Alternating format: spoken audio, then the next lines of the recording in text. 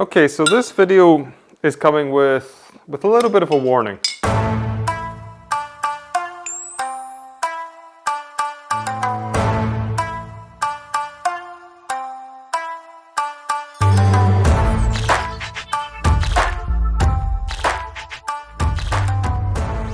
For around about 9 years, I think it must be 9 years by now, one of my passions has been raw selvage denim. Actually, it might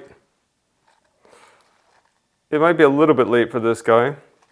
Yeah, for almost a decade, my passions, one of the driving forces in my life, has been denim. So I'm just warning you that this might happen to you as well. I mean, before finding an Avisu jacket in a TK Maxx here in Berlin, I had a very respectable career making pretty pictures of cars on the computer. I had no intentions, like really zero aspirations of working in the fashion industry. To be honest, I didn't even know that it was a thing. Now, a decade later on, most of my friends and family think I'm nuts. They don't really know what I'm doing. You don't know what you're doing either. You're a 40-year-old making YouTube videos and wearing the same jeans every day. But it is fun though, right? In that time I've had, I don't know, maybe like a dozen proper project pairs. I've also picked up way more denim items than are ever reasonable or I could ever use in a lifetime. But along the way, I've also picked up a few sundries. These are not accessories or they're not complementary pieces of clothing. They're just things. Things that I think are quite essential to the health and well-being of my jeans. And they make life in denim just like that little bit easier. So today I just want to run through those top 5 things that I think are pretty much essential for raw selvage denim. Hooks. I think that these S hooks, more than anything else, have been the most useful thing that I've started using in relation to jeans. They're absolutely perfect for storage. They're absolutely ideal when you want to hang them up to dry, or for when you want to air them outside. They're just a simple and effective way of hanging up your jeans. A couple of things to keep in mind though. Get sturdy ones. I bought a set on Amazon a while back and it was like they were made out of wet spaghetti. Make sure they're made out of stainless steel. I mean, I know, we're rugged, we're manly, we're bearded. We really magpie towards things that look like they fell out of the back of a blacksmith shop. But if you go for raw steel, then it just means that they're gonna rust. I mean, these things, you're going to use them to hang up your wet jeans. You don't want them rusting all over them. So, just solid stainless steel. You can get hooked up over on Amazon. The second thing that I find essential to my selvage denim jeans is a hat brush. Now, you might be thinking, wrong end, or you might have heard me talk about this before. But a hat brush is your best friend just to remove the surface, everyday dirt and muck that can get onto your jeans. Hat brushes are made for dusting off fur felt hats.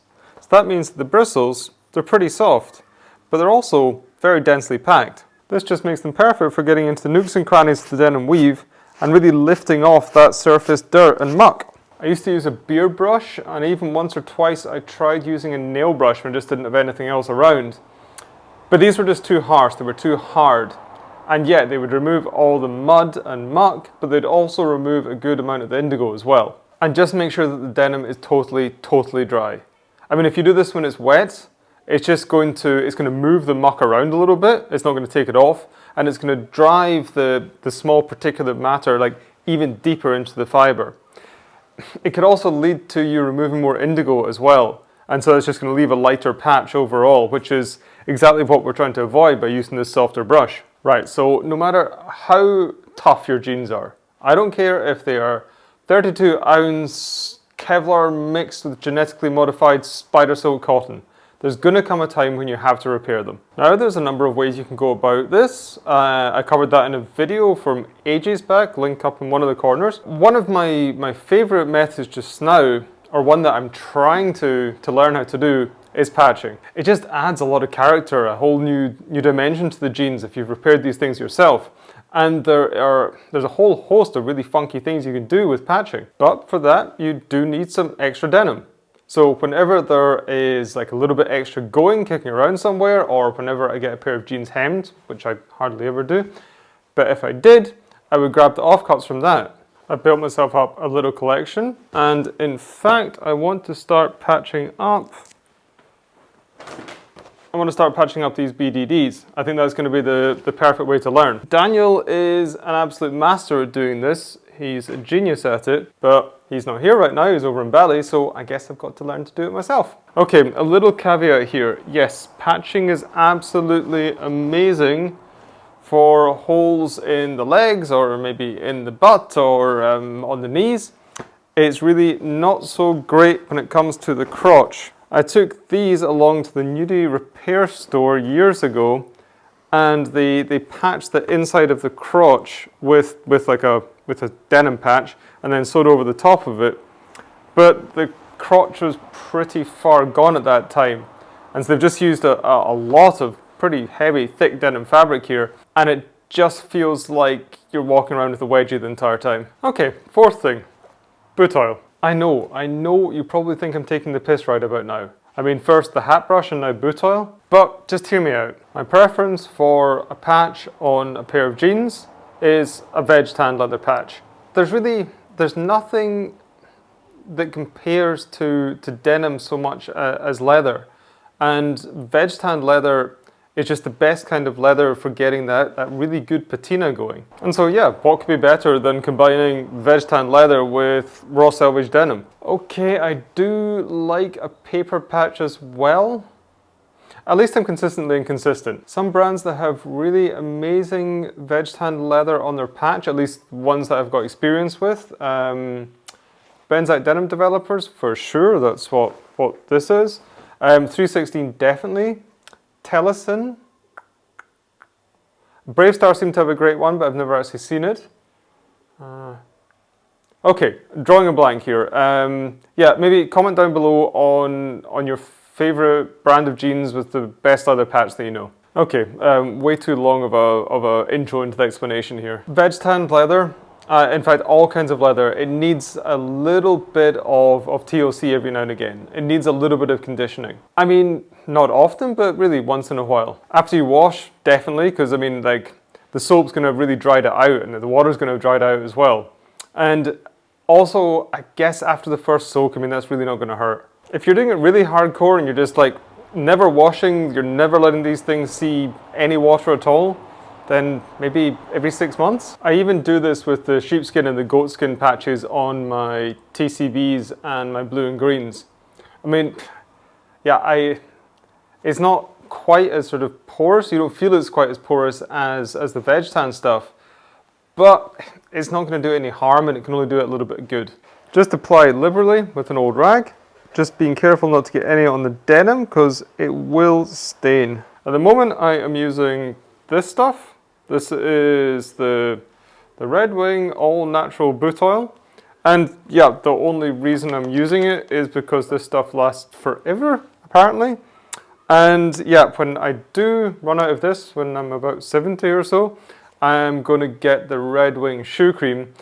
It's a little bit thicker, and I think it's going to be easier to apply it without over applying it, without getting any excess on the denim. Okay, the last thing, and actually probably the least of these things, vacuum bags. In fact, vacuum bags are quite a recent discovery for me, and initially I got them so I could store my wool stuff through the summer months, just because I didn't want the moths really chomping down on them. But soon enough, they're going to be rolled out, they're going to be sucked up for my denims. I have all of this denim lying around.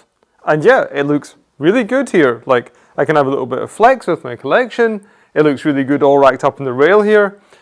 But I wear maybe maximum 6 of these items. The rest they lie here, quite literally just gathering dust. That's really not good. They're just sitting here, they're getting musty, they're getting dusty, and God forbid they're going to get moths. In fact, I should really get more of these little moth killer things. Okay, so 6 things, 6 essential things that you need for raw selvage denim. But those are actually mostly for the hats. Right, back to the vacuum bags. So I'm going to have a thorough look through the collection. I'm going to decide on the pieces, like the retired pieces, so the old project pairs, or maybe pieces that are just kind of, yeah, one-offs that are just in there because of their uniqueness. I'm going to gather them together and into the vacuum bags they go. I do make a hellish bloody mess when I'm filming. Okay, so the pairs that I want to store, they just go into the vacuum bag. One important thing that I found out, Make sure that this thing actually has some fabric underneath it, because if it's just got like the plastic underneath it, then it's going to suck up against the plastic and you're not going to be able to suck any of the air out. Make sure they are, I don't know, 5-7 centimeters away from the edge here. You run this little plastic like closing tool along here so you get a nice solid seal. Then you just get the vacuum cleaner.